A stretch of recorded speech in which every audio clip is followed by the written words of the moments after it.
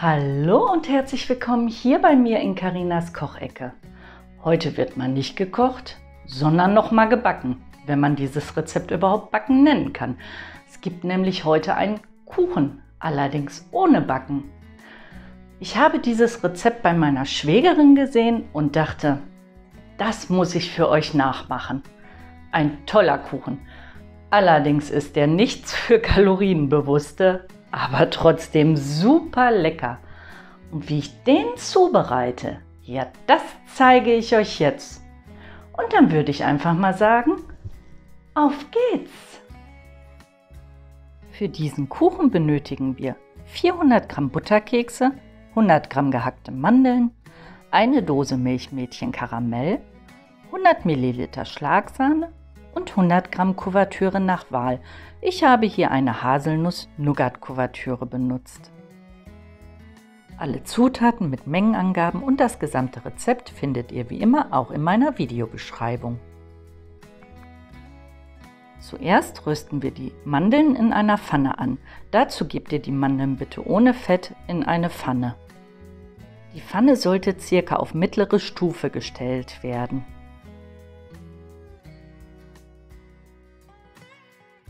Beim Anrösten der Nüsse ist es ganz wichtig, öfter durchzurühren, sonst brennen euch die Nüsse an und angebrannte Nüsse, die schmecken sehr bitter. Durch das Rösten der Nüsse entwickelt sich ein tolles Aroma. Das könnt ihr hinterher auch wunderbar riechen, wenn die Nüsse anfangen zu rösten. Es riecht dann wirklich fast wie auf der Kirmes.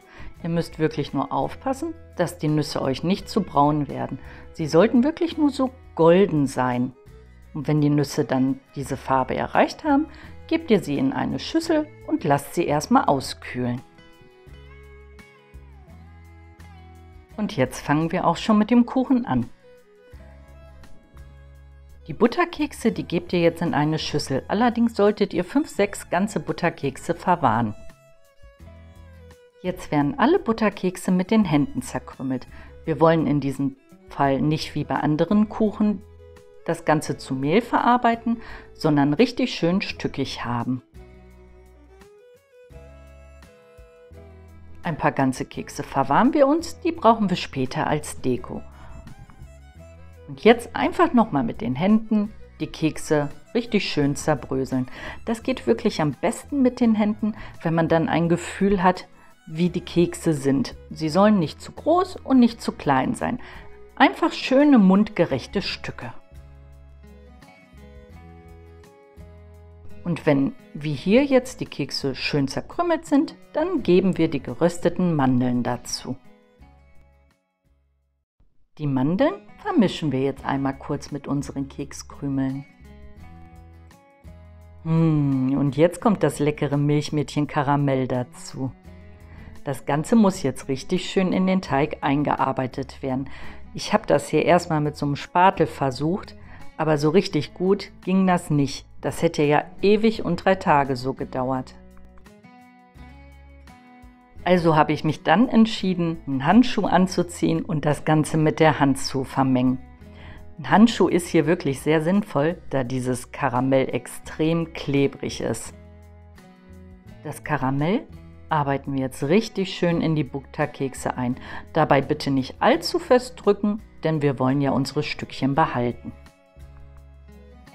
Ich mache das Ganze jetzt mit einem Tortenring, den ich dann auf so eine Tortenplatte stelle. Den Tortenring, den habe ich auf 22 cm eingestellt.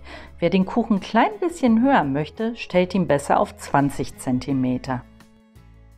Der Tortenring, der wird jetzt richtig gut eingefettet, damit sich später der Kuchen auch gut lösen lässt. Ihr braucht jetzt nicht unbedingt so einen Tortenring, man kann den Kuchen auch in so einer Auflaufform oder in einer Springform machen.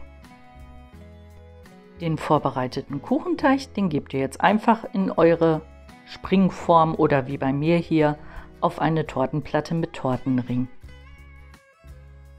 Wenn ihr jetzt eine Springform benutzt, dann legt die unbedingt mit Backpapier aus, sonst werdet ihr den Kuchen niemals rausbekommen. Den Teig, den drücken wir jetzt einmal mit unseren Händen in unserer Kuchenform fest. Müsst ihr jetzt auch nicht richtig kräftig drücken, sondern einfach sehen, dass es bis an den Rand geschoben und verteilt ist, da der Kuchenteig ja hier jetzt sehr kompakt ist. Den Teig, den gebt ihr jetzt erst einmal für 2 Stunden in den Kühlschrank. Dann nehmt ihr den Kuchen wieder raus und beginnt mit dem Guss. Dazu geben wir 100 ml Schlagsahne in einen Topf.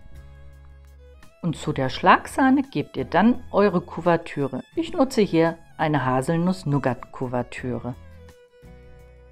Das Ganze verrührt ihr dann gut miteinander, bis es sich aufgelöst hat und leicht angedickt ist. Jetzt entfernen wir den Tortenring. Wenn er sich jetzt nicht ganz so leicht lösen lässt, könnt ihr auch mit einem Messer ringsherum einmal hergehen. Dann geht er eigentlich ganz einfach ab. Und jetzt kommt die vorbereitete Kuvertüre über den Kuchen. Schaut das nicht lecker aus? Die Kuvertüre verteilt ihr dann am besten mit einem Pinsel. Ich pinsel hier auch den Rand ein, weil es später einfach schöner aussieht und noch besser schmeckt. Und jetzt kommen die am Anfang zurückgelegten Kekse zum Einsatz. Einfach ein bisschen grob zerbröseln und über die Kuvertüre geben. Das gibt diesem Kuchen nochmal einen richtig leckeren Crunch. Dieser Kuchen ist wirklich super einfach zu machen. Da braucht man keine Backkünste für. Das schafft wirklich jeder. Nachdem ihr die Kekse darüber gebröselt habt, muss nur noch die Kuvertüre aushärten. Also nochmal für circa eine Stunde in den Kühlschrank. Ja, und da ist es dann auch, das tolle Ergebnis. Ein super leckerer Kuchen, der richtig schön karamellig schmeckt. Da dieses Rezept so super einfach ist, kann es wirklich jeder nachmachen. Was ist eigentlich euer Lieblingskuchen? Schreibt es mir gerne mal in die Kommentare. Und natürlich schneide ich den Kuchen für euch jetzt noch an. Ja, entschuldigt schon mal das Gewackel, aber das ist jetzt alles freihändig gefilmt, da ich ja alles alleine mache. Der schaut doch wirklich super lecker aus. Und jetzt auch noch mal wackelfrei auf dem Teller. Ja, ich hoffe, mein Rezept hat euch heute wieder gefallen. Dann würde ich mich freuen, wenn ihr beim nächsten Mal auch wieder mit dabei seid. Hier bei mir in Carinas Kochecke. Bis zum nächsten Mal dann. Tschüss!